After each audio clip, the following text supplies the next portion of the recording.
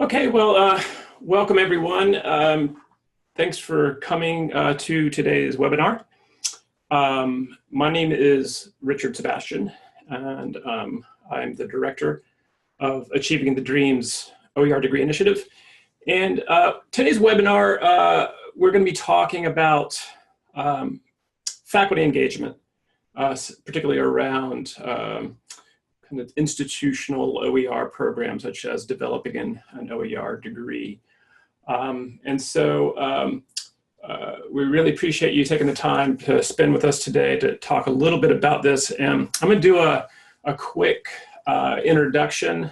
There are some people who are on this call who are either not Achieving the Dream member colleges or are outside of our OER degree initiative, which we're going to kind of be focusing on today. And so I'm going to give a little bit of background for those folks today. So quick housekeeping. If you are on the webinar today, your audio is not enabled, so you're unable to kind of use your microphone. But you should have a Q&A tab at the top of your screen. And when you click on that, you can submit questions. It's called Q&A, a Q&A button. And so we're going to leave some time at the end of the session today for those questions. So we'll be kind of looking at them as we go, and then we'll be answering those if we can at the end of the webinar today. So please use that tab at the top if you have a question along the way or want to ask something. Really quickly, our panelists today, I'll be moderating today, and I won't be talking long. Our first panelist is Quill West. She is from Pierce College in Washington State. And is the project lead for the OER degree initiative there at Pierce College. Pierce has developed, before the grant, an OER degree and are working on their second one. So she's going to be starting off today talking about her experience with faculty engagement and support at Pierce College. We're also going to hear from John Uzzini. He is a colleague here at Achieving the Dream. The Associate Director of Teaching and Learning, and he's also leading the Engaging Adjunct Faculty initiative here at Achieving the Dream, and is going to share some of his experiences with that initiative and some of the early findings that they've had with that initiative, which is is midway through its second year. So we're really excited today about having both Quill and John, and are grateful that they are with us today. So really quickly, sorry for those folks who are members or who have heard this before, but just really briefly, Achieving the Dream, we're a nonprofit organization. We're based in Silver Spring, Maryland, so in the metro DC area. And really, we're a member network of community colleges, really focusing on broadly kind of institutional transformation. We do that a number of ways through kind of sharing knowledge across our network. We look at or pilot or investigate innovative solutions. So for example, the OER degree initiative was one of these initiatives that is kind of doing research and evaluation around kind of the implementation, the adoption and use of OER at community colleges as a kind of investigating that as a kind of an institutional tool that can be implemented for kind of transformational change. And also sharing practices, policies, other kind of best practices through kind of data and leadership, et cetera. Really our goal is to improve outcomes for community college students, both within their institutions and their colleges, and also afterwards in their kind of as they re-enter their communities. Our work is focused around 7 capacity areas, as we call them. So we ask institutions to kind of investigate these 7 areas and find out ways to strengthen each of those in order to be really a kind of a strong organization that can really deliver a student-focused culture and get the outcomes that that they're looking for. And so this is kind of the model. Really, OER for me, I think. I mean, you could probably target specific areas around teaching and learning as a place where OER fits. But it kind of fits if you're doing an OER degree program. Really, all of these areas are important when kind of doing this kind of work. A little bit about the initiative, the OER Degree Initiative. It's the largest initiative of its kind to date. We're funded primarily by the Hewlett, William and Flora Hewlett Foundation. Also have some research and evaluation money from Great Lakes and from the Bill and Melinda Gates Foundation. But we're supporting 38 colleges in 13 states to develop full degree pathways. So in most cases, associate programs that a student can move through those programs, and their courses, all their required courses and a selection of elective courses will be OER based courses, and thus have no cost to them to once they earn their degree program. This is a model that was piloted in Virginia first by Tidewater Community College and has been kind of adopted in a number of different places. And now we're really looking at it as a kind of an institutional OER model at Achieving the Dream. And what is an OER degree? I kind of talked about it a little bit. It's just the redesign of a pathway of existing courses that leads to a degree or certificate, and it uses OER instead of proprietary course materials. And so that's kind of how we define it. If you're, OER is open educational resources. They're openly licensed. They can be freely redistributed, remixed, retained, revised materials, and they don't fall under kind of this restrictive license of copyright that you often find with textbooks, proprietary textbooks. Goals, again, each college needs to offer at least one OER degree with required and elective courses, collect and share student data to support the research and evaluation, which is a really important part of this program. Share everything with an open license, so everything, all the deliverables, all the courses and full degree programs will be shared publicly at the end of the grant. And also we ask as part of our kind of equity mission at ATD that the colleges ensure access by and support for low-income students of color, and their OER degree programs. So to make sure that these, particularly with limited number of sections of OER courses, that they're available to the students who need them the most is one of the requirements for our grantees. So that's the big picture for Achieving the Dream and this initiative. Today's session kind of emerged from a couple of places. One of those is our report that we released in June. So this is our really first official report from our research and evaluation from this initiative. You'll see a link on this slide that you can go to get a copy of the report, or you can get it off our website. And it really focuses on implementation of OER degree pathways. So the focus was really early on the initiative, really the first 2 semesters that the colleges had, once they had been funded and were kind of setting up their programs, and looks at some of the early successes, some of the obstacles, some of the things that through faculty and administrator interviews and site visits on some of the, really what it takes to get an OER degree pathway at a college off the ground.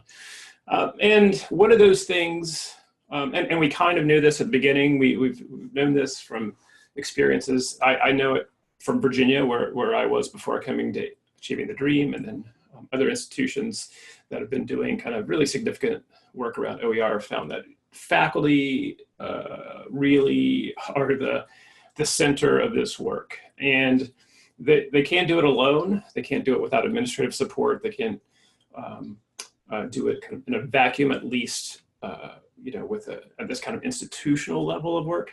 But they are crucial, essential partners in this, and without them, you know, without their kind of participation and engagement and enthusiasm, hopefully, buy-in, whatever terms you want to use, is really kind of almost impossible to have a successful OER program. So, you know, if you're in the midst of doing OER work, if you are a grantee working on your OER degree initiative program at your institution, you know that the more you can engage your faculty and support them and build out additional faculty, the more successful your program is going to be. So, so we saw that in this report, really around some issues with faculty feeling some of the time issues involved with developing courses, some of the feelings of the need for kind of deeper collaboration with other faculty members. So some things came out of this report that really we really wanted to kind of build on with the session today.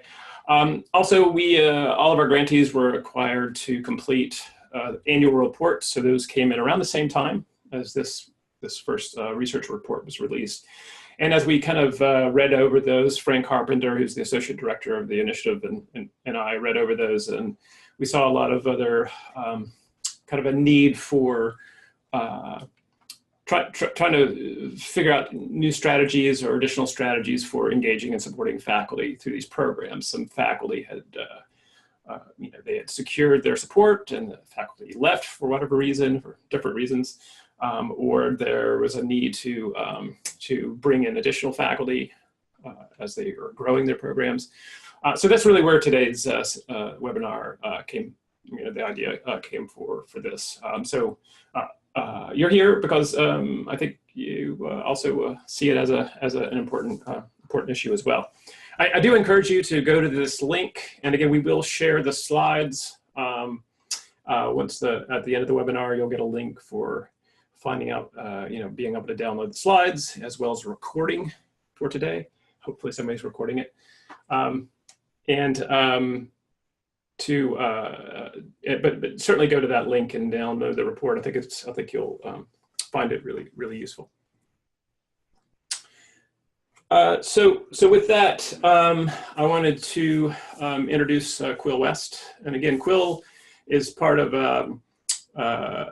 has a long kind of, lot of experience with open educational resources, both at her time at Pierce College and before, when, you know, she'd done some work. I believe it's, Quill, you can correct me on this, but it's in Tacoma, I believe. She's also worked closely with the CCCOER, which is a Community College Consortium for OER, which is a partner on our grant. You know, through her roles has really focused a lot on her faculty and supporting them, and has some really great ideas for that. So we're going to transition now. I need a real quick second here to go to her slides. And are you there, Quill? I know you were having some troubles with your Wi-Fi, but are you? I was, but I'm back. Okay. All right. Are you able to see your screen? I can. Would you mind? Yeah. All right.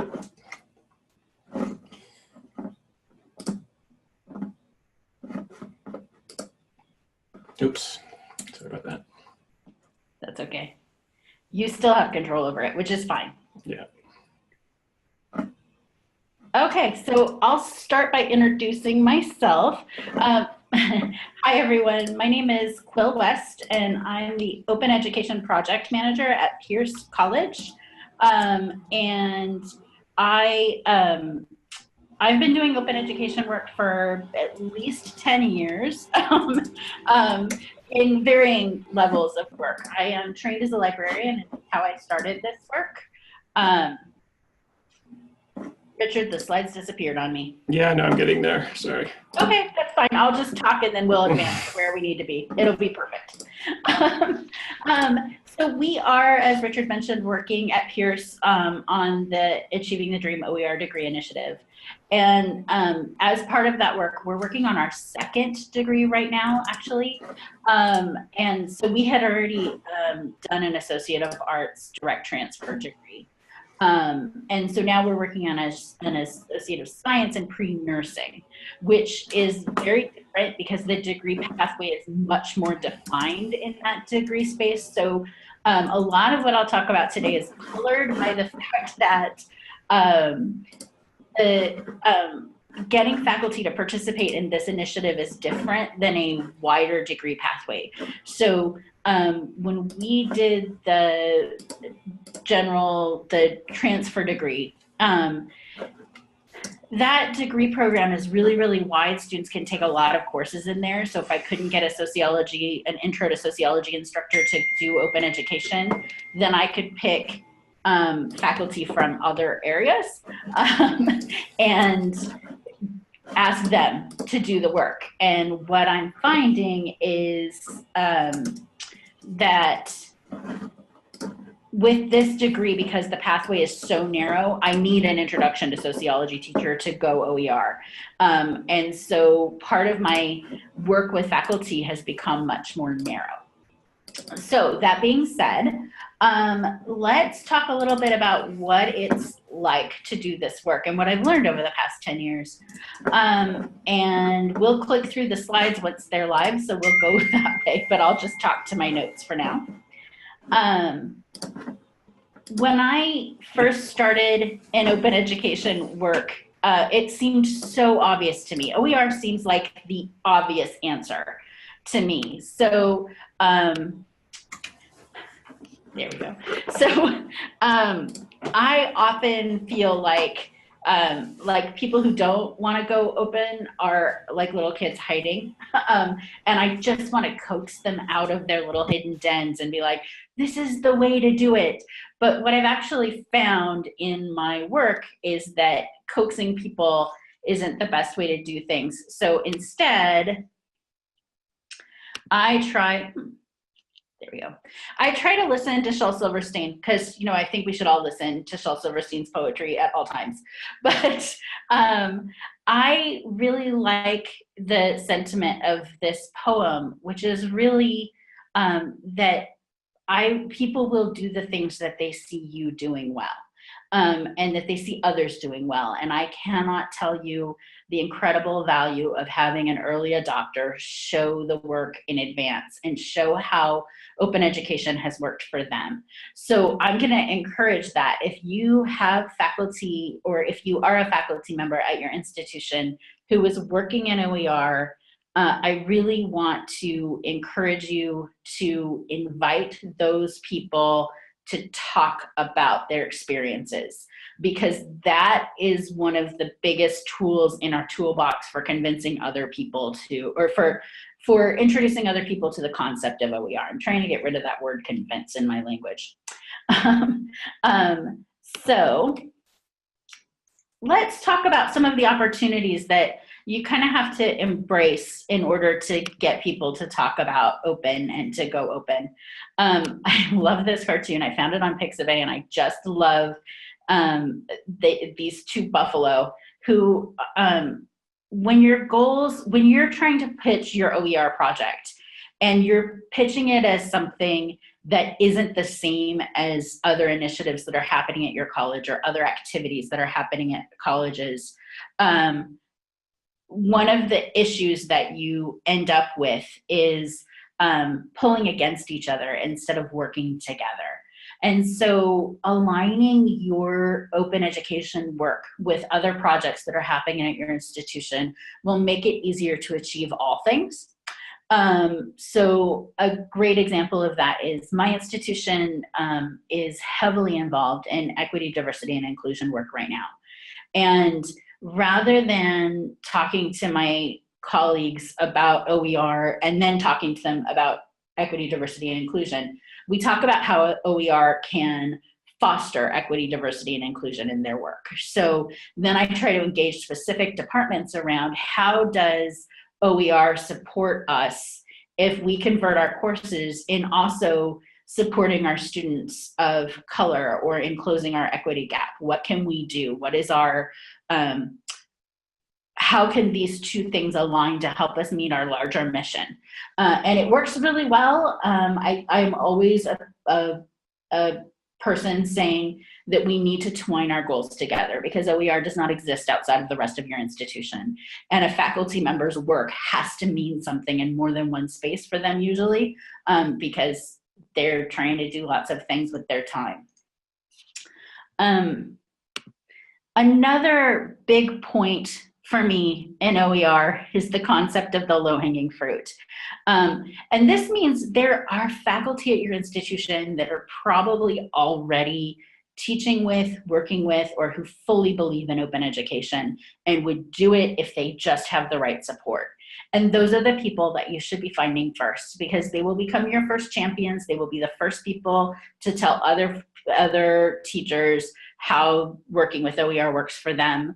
They are also the people who will have the most fun with it and who you will have the most fun working with. I used to be a really big fan of saying that you should work with the low-hanging fruit first, because all the fruit will eventually fall off the tree, because it all ripens at some point.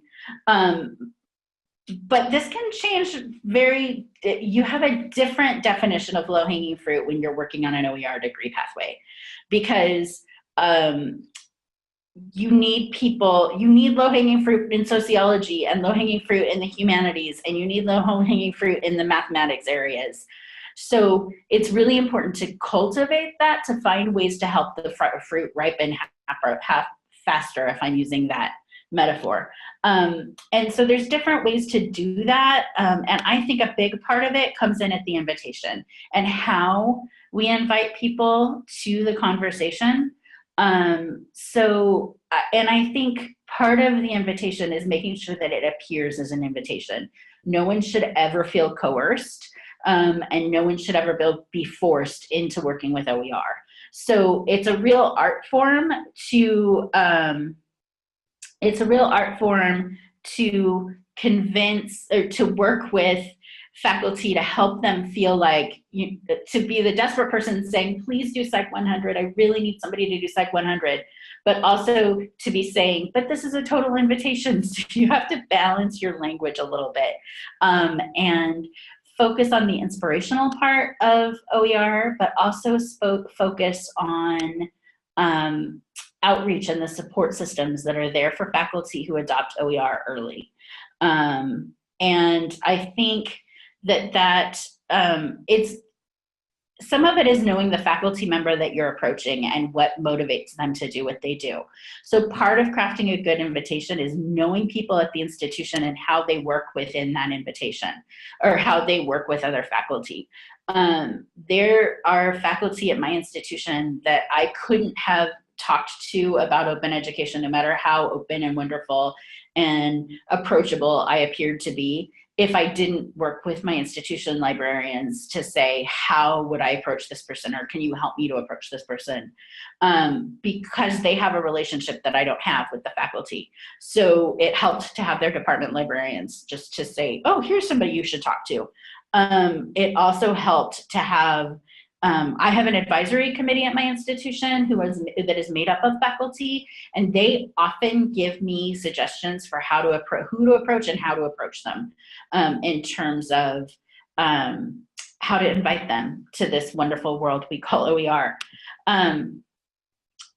So like I said at the start, I'm trying to get rid of this word convince, because if I have to convince somebody to do something, then they're not as excited about it as I want them to be. So rather than focusing on convincing, I'm focusing on inviting.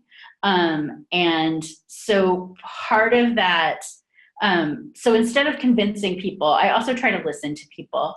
And I want to talk very, very briefly about this concept of barriers and what they are. So I teach U.S. history, and I've been working with my students on U.S. history in the West recently. And one of the things that we talk about is the advent of barbed wire and what it means in our culture. And if you know much about the western part of the United States, cattle drives used to run over everybody. If you were a settler and you planted crops, you could count on if there was a cattle drive nearby, they would drive those cattle through your homestead. They just did. And it wasn't until the invention of barbed wire that cattle weren't willy-nilly running through people's property. So barbed wire was a cheap and easy way for settlers to protect their property. And so it was a barrier, but it served a good purpose, but not if you were the rancher. And I think in a lot of spaces, we are in the same space. Faculty put up barriers. There are barriers to open education, but some of them serve a really good purpose if you're listening to the right perspective. And the good news about barbed wire is that having grown up in the West, I know you encounter it, but if you encounter it carefully enough, you can go through it or around it or over it as long as you know how to approach it. So you should never approach barbed wire like a stampeding group of cattle because you will get tangled up in it and it will hurt. But if you approach it carefully and you handle it appropriately, you can get through it unscathed and easily, and everybody is happy at the end. So what that means is listening to faculty concerns and recognizing where barriers are and recognizing when it's appropriate to help take those barriers down or help traverse those barriers. These are some of the concerns. I'm not going to address each one of them because I think it's different at every institution and every faculty member approaches it differently. So I can't tell you how to address each of these concerns at your institution, but these are ones that I have come up against. And a lot of these are just listening to people. For example, OER does change the role of the faculty members' work because they go from introducing students to concepts to having to write about those concepts more explicitly and more directly. Course design plays a much bigger role in OER than it does in some classes that come out of the box from a publisher. And for faculty, that can be really, it can be really jarring in their work. Because it changes the way their work is done.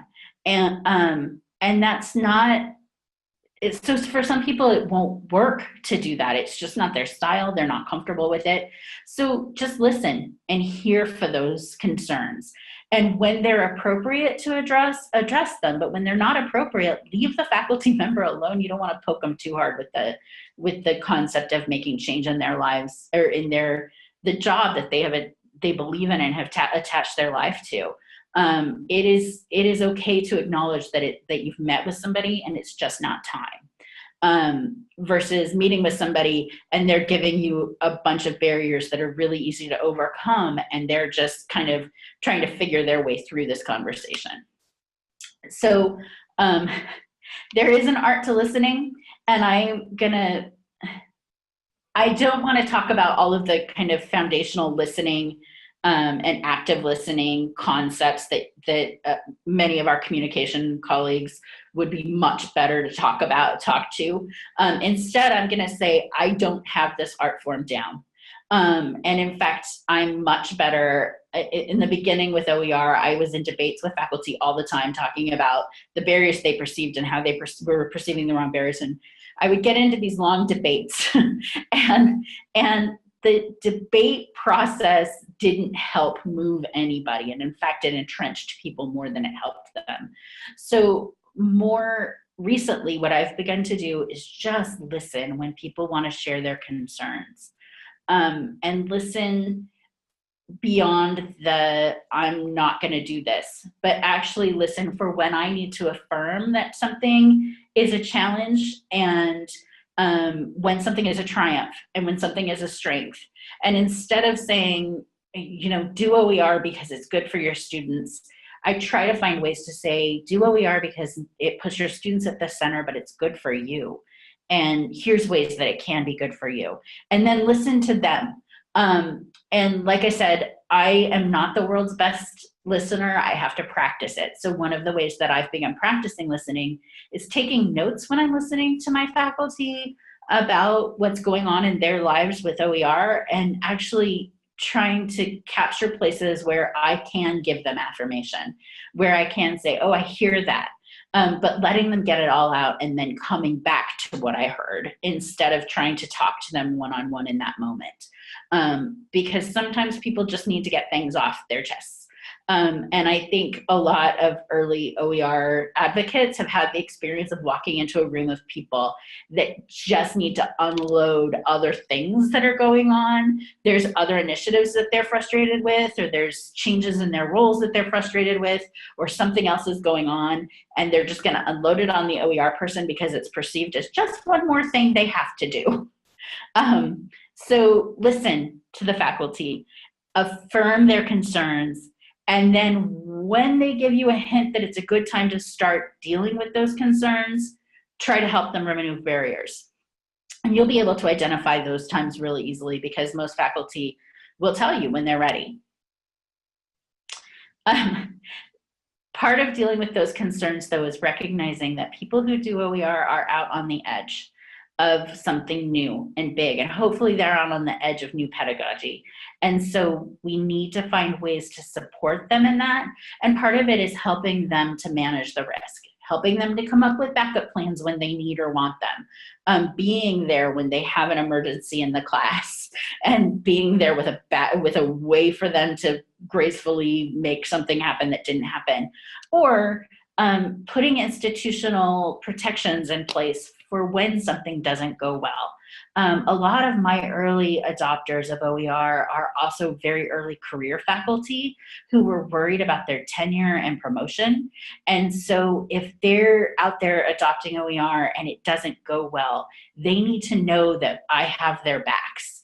And that that I'm there with the net underneath them, so that when something goes wrong, I can help them advocate for how they noticed that something was going wrong, or how their class didn't go well, but they did an assessment and made some changes and made the class better.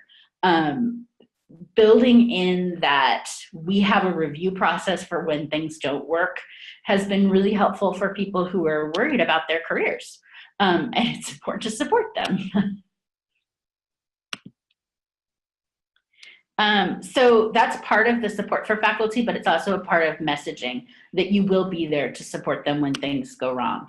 Other ways that we support faculty include giving them many pathways to get to the same place. We can all agree that we're going to a central place on the map, but we don't all have to use the same way to get there. So I have a preferred course mapping system and project.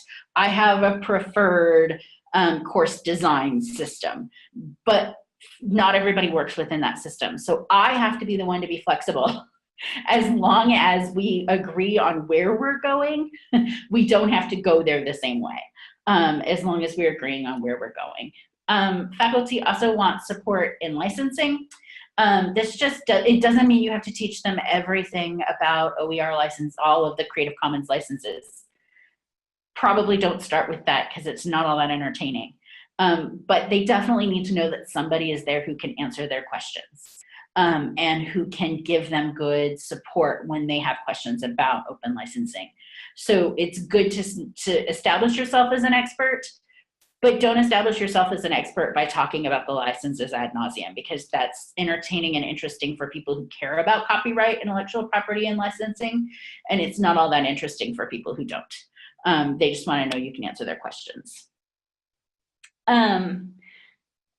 I talked about backup plans before, so I probably won't say any more here other than it's a good idea to have backup plans for your backup plans if you can. If a piece of material isn't working in a class, how can a faculty member find something else in a hurry? What is your system for them being able to do that? What is the availability of your team to support that work? And remember, you're not alone in this. You should have a team. I'll talk about that in a second, actually. This picture is inspired entirely by an experience that I'm having right now with faculty who signed on to our ATD OER Degree Initiative project. In that, they thought they'd agreed to do something, and I thought they'd agreed to do something else. And so for them, it feels like I'm changing the destination for them, and I'm wiggling the rope, and they can't maintain balance in the course design. So communicating expectations up front and then holding the tensions on those expectations is really important.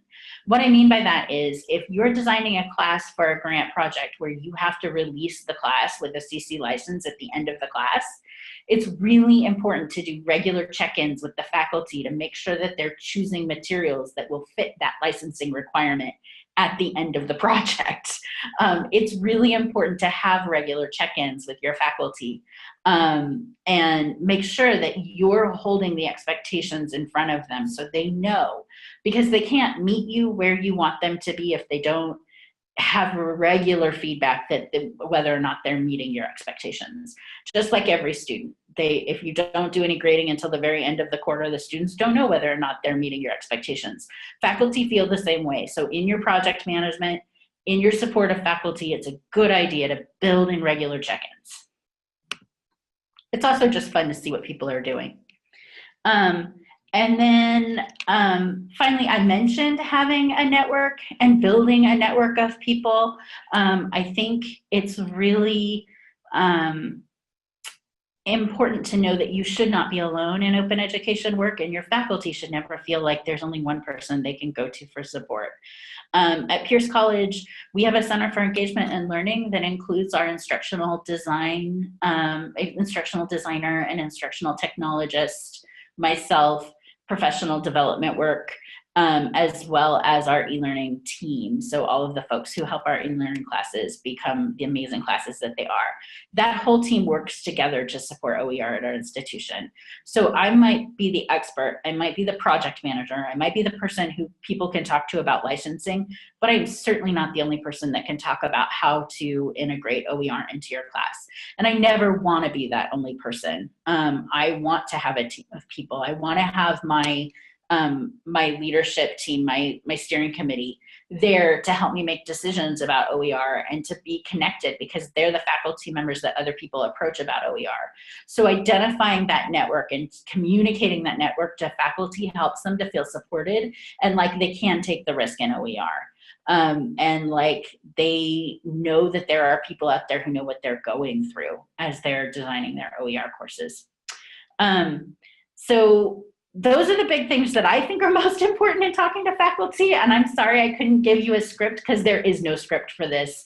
It's all about listening and connecting and knowing what your faculty, what motivates your faculty. I will end by saying Pierce College does do a stipend. It's a negotiated contract with our faculty. So we pay our faculty for their OER work. We don't pay enough to cover all the hours that goes into their OER work. But a big part of our initiative has been being able to support them by at least giving a stipend that says thank you for the work that you do. Not every college can do that. So part of our model has been building a support structure so that if we can't do stipends someday, we do have a system that will find a way to be sustainable around that. Okay, so we're going to do questions at the very end. So I am going to turn the screen back over to Richard and let you go from there. Thank you, Quill. So before we bring on our next speaker, I wanted to remind everyone that if you want to ask a question, there's a little at the top of your screen, you should see a couple of choices there. You have Q&A there that you can click on that and a little box will pop up and you could submit a question that you have for Quill or me, or if you have one for John coming up. And so feel free to do that, and we'll try to, we're gonna leave some time at the end in order to be able to answer those questions, any questions that come in. So let me quickly transition here to share the screen here, and so John can get started. I know that he has, well, before we do that, he has a quick poll for folks to answer a couple of questions before his presentation. Do you want me to launch that now, John? Yeah, go ahead. That might be easier, and then we can go into the slides from there. Hi, everybody. Quill, thank you for giving us a take on what things look like on the ground. There's really great work being done at a lot of institutions around the country, and I think Quill's work is a really great example of that. Just to ask a couple of quick questions of the folks who are on the line. The first question is, thinking about how things are going at your college, the conditions for adjunct faculty, are full-time faculty and administrators at your institution engaged in deliberate conversations about adjunct faculty? So at department meetings, at meetings of middle managers and senior level administrators, are working conditions for adjunct faculty part of what's being discussed?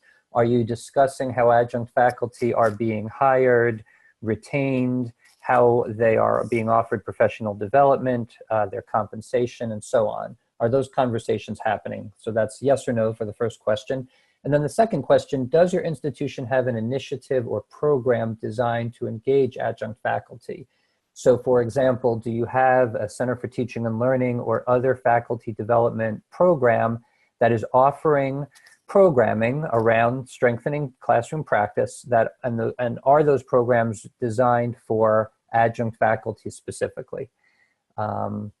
Or do you have some kind of program that is helping your adjunct faculty to become more aware of your various student success work going on around the campus so that they're in a better position to refer students to those resources?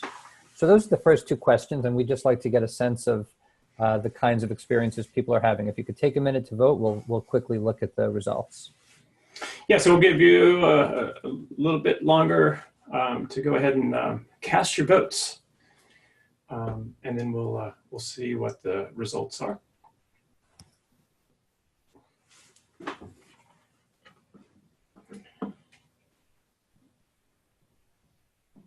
All right. So get your vote in, and then we're gonna end the poll just so we can see what the answers are, and then let John start his presentation. So we'll go ahead and do that. And you should be able to see the results of those who voted. So I can tell you when I ask these questions in face-to-face presentations, the results are similar. So about 2/3 are having these conversations, but nearly 40% are saying essentially these issues are not on the agenda at key meetings around campus. And then in addition, just over half have an initiative or program designed to engage adjunct faculty. I think one of the things we're realizing is that it's certainly in the right spirit for an institution to say, we have a great Center for Teaching and Learning, it's offering important programming for full-time faculty, but everyone is welcome. But the reality is that is just not as impactful as designing programming that is explicitly meant to bring adjunct faculty in a more meaningful way into the workings of the institution. So we'll talk more about that. Thanks, Richard.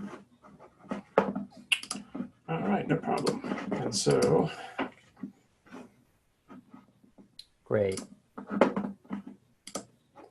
So as Richard said, I'm leading and achieving the dream project on engaging adjunct faculty with 6 of our leader colleges.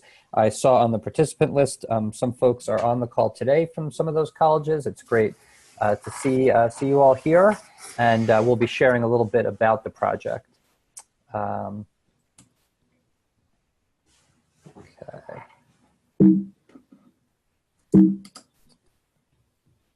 All right, so these were the questions we just asked in the poll.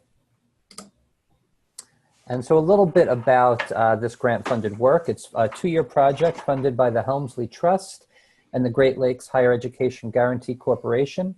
The goal of the project is to develop practices and policies to support adjunct faculty, to improve instruction, and become engaged in student success initiatives. We'll talk in a moment a little bit more about what we mean by those 2 different threads of work.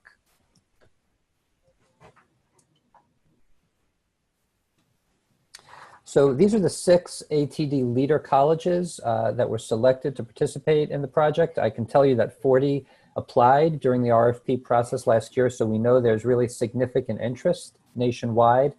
among community colleges, trying to think in more creative, more innovative, more intentional ways about how to engage adjunct faculty in the life of the institution. We chose these 6, first and foremost, because they had very strong proposals, but also because we wanted to have a diverse range of schools in the mix. We have some large urban institutions here, some small rural colleges. The profiles of the student bodies vary a bit from one college to another, and there are also differences. Some of these are unionized and some of them are not. But we also know that there are differences in who the adjunct faculty are, and I really want to make this point and really emphasize it, because I think for any college, as you get started in thinking about this work, you need to know who your adjunct faculty are. And there are all different kinds of people who fall under that umbrella. You could have people who have been working full-time at your institution for some number of years, and now they're just teaching one course part-time. They're already very familiar with the institution. They're already very tied into it. That's a very different situation than someone who works in industry in your local community, who does not have a background in the academic world and who's coming to your campus one night a week to teach, who may not be available to come to department meetings or other institutional level programming. Reaching those different populations of people is very different, just as it's different if you've got people who are teaching part-time at several different institutions in your region and trying to string together a full-time living that way. So as you think about how to design initiatives or programs that are going to help adjunct faculty be involved in change efforts like OER work, you really have to think about who these folks are and what their needs are and what experiences they're already bringing to the table that you could be leveraging in this work. As I said, these colleges are engaged in 2 areas of focus in the work. One is adjunct faculty professional development that is very much about classroom practice, and the other is about thinking about what goes on outside the classroom so that we can be more effective in how we reach adjunct faculty and how we think about recognizing their work, representing them in shared governance, perhaps standardizing how colleges do hiring and retention and promotion of adjunct faculty. So that's an overview of the project. I'm going to talk now about a framework that Achieving the Dream developed over the past few years. It guides a lot of our teaching and learning work, and we're seeing ways in what we're learning at these 6 colleges that this framework continues to be really important in guiding how institutions think about helping to position their faculty to be drivers of change. So the first principle is that leaders on your campus, so that can be senior level administrators, it could also be faculty leaders, people who lead your faculty senate, people who are in formal leadership roles like department chairs, but also just experienced faculty who rise to the level of being perceived as leaders by their peers. Each of these individuals has a role here. First, in exercising leadership that inspires both full-time and adjunct faculty to become active partners in change. So we're talking about open educational resources today, but we could be talking about some other change-related effort tomorrow. And the idea is to help people realize that they need to help lead this change. I think very often faculty feel, and I think this came through in what Quill had to say, they feel that change is being imposed on them, that any new change effort that's brought up is just a fad and it's being imposed. And I think it's important to create a climate on our campuses that really shifts that dynamic. And you can do that by effectively providing resources to full-time and adjunct faculty so that this is not just about things that are being added to their workload, but rather critical pieces of their existing workload. Different colleges are experimenting with different structures for incentivizing this kind of work and recognizing it. I think we all know those models will vary whether you have a unionized environment or not, but there are effective ways to do that whether you have a unionized environment or not. You want to create both a culture of evidence and a culture of engagement. Those of you who've been involved with Achieving the Dream for some time know that creating that culture of evidence, working with data to drive your decision-making is so critical, but we've also seen that many colleges have stopped there and they haven't quite gone beyond that to create that culture of engagement with the data so that faculty are part of that data-driven decision-making. And adjunct faculty really need to be valuable partners in making sense of data. They should be brought into those conversations that full-time faculty have more recently been brought into. It's important for college leaders to institutionalize expectations and opportunities for continuous engagement. So a great example, a great way of thinking about this is, does your institution have, as part of an annual review process, an opportunity for full-time and adjunct faculty to reflect on their work over the year and to reflect on how they've been engaged in continuing to develop their skills? I think it's difficult to help people to feel that attending professional development programming is important or redesigning a course is important when there's no explicit way throughout the year that they're being asked to then reflect on what that meant and why that was significant. So it's important to create structures that become normative, that become part of the college culture, where year to year people have an opportunity and there is an expectation that they're going to continue to reflect on the different ways that engaging in professional development is impacting their work as a college citizen. And then finally, you want to create a culture that is going to allow you to span silos. I think we went, there we go. Span silos and nurture a culture that is inquiry-based, collaborative, and transparent. And I think one helpful connection that I can make here, I know many of the colleges on the call are engaged in pathways, guided pathways work. And I think taking on that work and seeing how faculty from different departments, full-time and adjunct faculty, and then faculty and staff all come together to collaborate to make those institutional level changes, that's a great example of what needs to happen here. And I think it's a great example of what can happen when OER work is taking off and it's happening in a way that's really successful and exciting for everyone on the campus.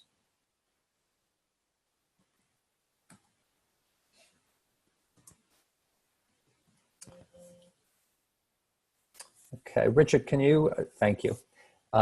So that's the connection that I just made to pathways. I think that fourth principle in the pathways model, ensuring students are learning, is especially appropriate when we're talking about redesigning courses for OER, creating OER degrees. I think this is very much about ensuring students are learning.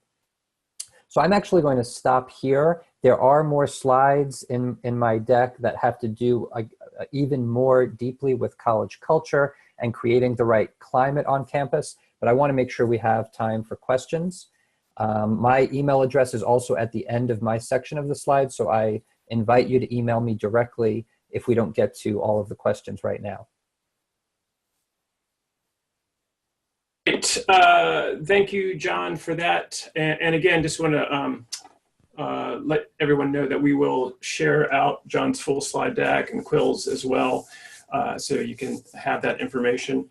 We have a few minutes for some questions, and I was going to ask Fran to let us know what questions have come in and see if we can help answer those in the time that we have remaining.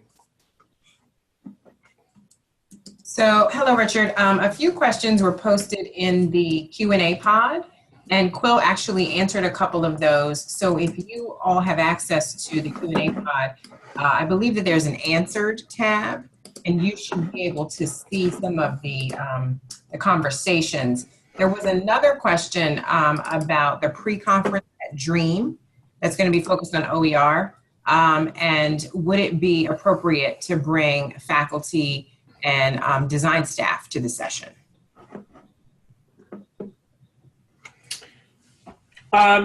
Yeah, I think so. I mean, the workshop is going to be just that, which is a workshop where we're going to, starting with the assumption that the folks who will be attending have kind of limited experience with open educational resources in general. So it's really a kind of a walkthrough of kind of OER 101 stuff, and then some hands-on kind of building, how do you start to kind of build out a particular course. You know, of course, there's not time to do a full course or anything like that, but really a kind of a proof of concept. So faculty and designers will be really great, especially if you're thinking about being having a kind of team to attend. I think it would be great to bring them and kind of get a taste of that and get a really firsthand experience of what that'd be like.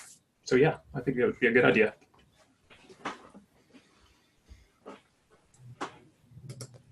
Okay, so there are no new questions. If anybody has any new questions, please feel free to type them in the Q&A pod. We have a couple of minutes left. There was a question about engaging adjuncts in the OER adoption for Quill, and she said she has, basically, and it was mostly designed by adjunct faculty, the coursework. Yeah, Quill, can you speak to maybe a little bit? I know you answered it there, but just to kind of generally speak to kind of how you did that and at Pierce College. Yeah, so our first OER degree pathway, which we call the POP, which stands for Pierce Open Pathway, was I think 95% of the faculty who worked on that project were part-time faculty members in a specialty kind of education site at Joint Base Lewis McChord. Engaging part-time faculty for me in that space, part of it was flexibility in terms of where and how I met with people. They don't traditionally have like offices on campus. They don't have a space to meet where they're doing their education site. And they don't come to like our main campus as much as like they don't have a responsibility to be in an office during office hours. So for 2 years while we were working on that degree, I didn't have a regular office hour either. I was driving all over the place to meet people, which was actually kind of great. We did a lot of designing courses in Starbucks. I think the other thing about engaging those part-time faculty or adjunct faculty is really recognizing what their overall concerns were in terms of, like, there were a lot of concerns about putting open licensing on their work and having it taken and not being able to teach their courses anymore. So we did a lot of connecting around how do we make this possible for you and make you feel comfortable, like our institution is committed to your work and we're committed to you as an individual. I think that whole year, and I still believe this really heavily, I am a part-time faculty member for an institution that I don't work full-time at, and I think every mid-level administrator should do that at least once in their career. Go teach for a school that you don't work at full-time and you don't know the system as well because you don't work there full-time, because it gives you some sensitivities for how to help people think about all of the institutional support systems they should write about and design into their courses. And so those are the things I would say. Great, thank you.